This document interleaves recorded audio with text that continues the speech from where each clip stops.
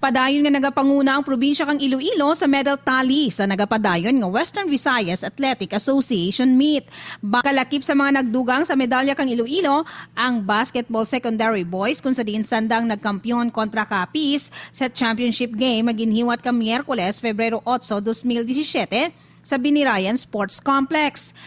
Kampiyon man ang darwa ka pambato kang antike sa billiards nga sanday 3-time palaro player Hana Erica Magluyan kag Jay Bretana sa secondary girls and boys division.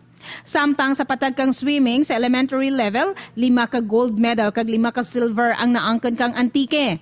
Ang 5 ka gold naangkan tanan ni Gilbert Clive Clemente.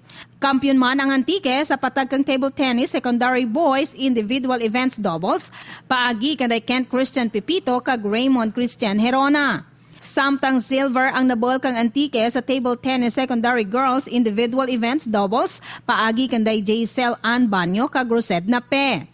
Sa sepak takraw junior overall nagpangarwa ang antike. 3 pagid ka bronze ang nabol kang antike sa patag kang volleyball, partikular sa elementary kag secondary girls and boys division. Ang mga hinampang sa Western Visayas Athletic Association meet magabuhay hasta Biyernes, Febrero 10, 2017.